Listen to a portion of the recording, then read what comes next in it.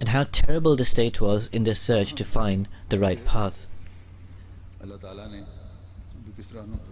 And then after, how Allah the Almighty guided these people. Some consider this guidance as coincidental. However, this is actually the fulfillment of the proclamation of Allah that He guides whomsoever He pleases.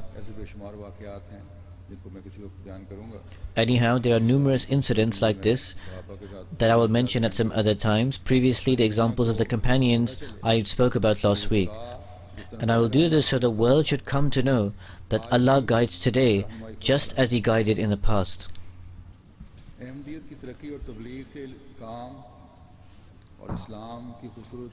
Observing the progress and propagation of Ahmadiyyat, witnessing the beautiful teachings of Islam spread in the world through Ahmadiyyat, and seeing righteous Muslims enter into Ahmadiyyat, that is the true Islam, on a daily basis. Certain Muslim governments funded the Maulvis and then set them loose in the world. In African countries, madrasas were opened and continue to be opened even now. Organizations are formed called Islamic universities. The governments are funding this to some degree.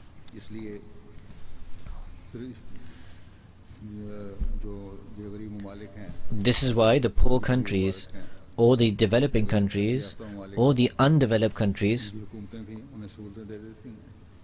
they provide these facilities so that further wealth is then received and their economic situation improves.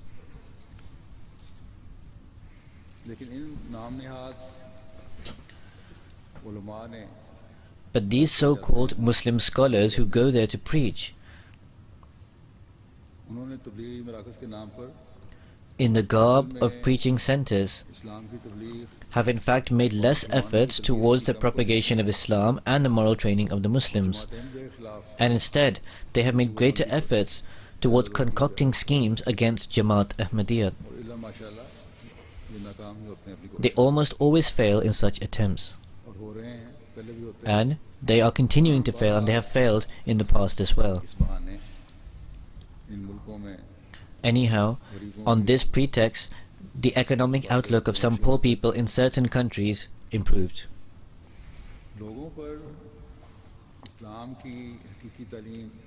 When the true teachings of Islam dawns upon people through the message of the promised Messiah, peace be upon him,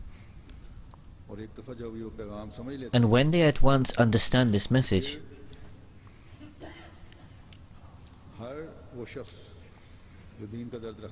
then every person who loves religion, he gives preference and significance to the message of the promised Messiah, peace be upon him, and he becomes prepared to offer every sacrifice for the sake of it. The light received from God cannot be competed with by people. No human efforts can oppose the light from Allah. However much these rich countries, on the pretext of serving Islam, try to dishearten and misguide people about Ahmadiyyat. Regardless, every intelligent person will be able to distinguish between truth and falsehood. If efforts are made in Allah's name, but they are against His will, then there can be no blessings in it.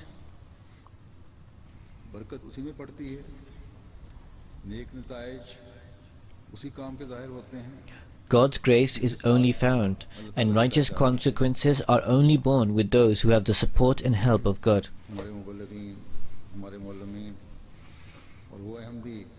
Our missionaries, our mu'allimeens or teachers, and those Ahmadis who live in such areas where they witness the signs of divine help and succor, and they see the support at every moment. Such examples from God strengthen their faith, and their manifestations are seen every day the sun dawns, and because of this, their faith continues to strengthen.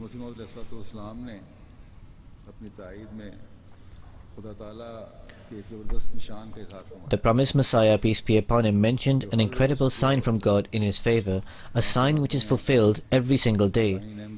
He states, referring to the prophecies included in his book Baraheen-i Ahmadiyyat, that in this book Baraheen-i Ahmadiyyat, Allah has taught me a